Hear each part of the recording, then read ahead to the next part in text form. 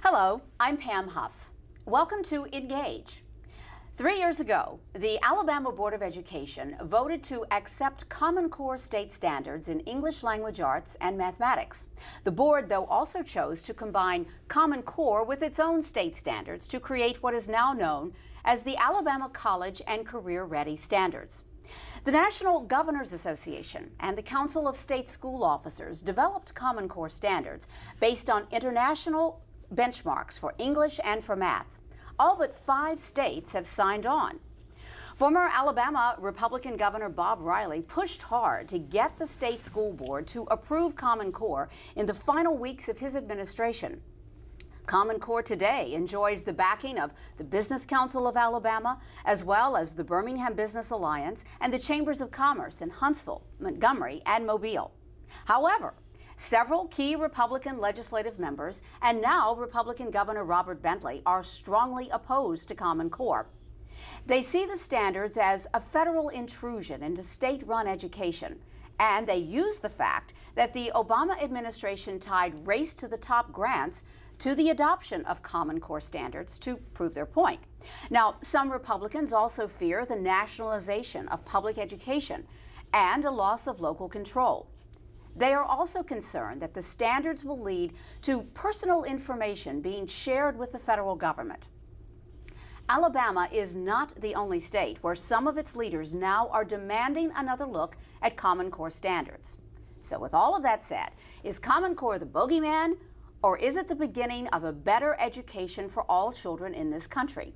We are joined by 2 men who continue to debate this issue on a national level.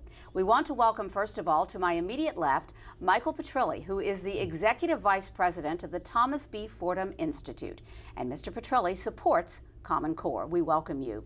Thank you. On the opposing side, we have Dr. Bill Evers, a resident scholar at Stanford University's Hoover Institution. We welcome you as well. We want to begin right now by allowing each of our guests to have 5 minutes for an opening statement, followed by 3 minutes of rebuttal. Dr. Evers, we would like to give you the first 5 minutes of this, and at your comfort, please start. So thank you very much for having me, and I'm going to enjoy our conversation here. So I am a research fellow at the Hoover Institution at Stanford, and I've been quite active in school reform, as has Mike, over the years. And I served in California on the Academic Standards Commission that wrote back in the late 1990s California's best in the nation academic content standards. So these are lists of what the children are going to learn in each grade and what the textbooks are going to have and what they're going to be tested on to see if they've learned things. And I've done a number of other things in education at all different levels, local, state, national. I served as a U.S. Assistant Secretary of Education for Policy in the George W. Bush administration. And so let's sort of plunge into what my case is on this. So it's essentially twofold, and yet it has some auxiliary points that have to do with protection of student privacy, as you mentioned.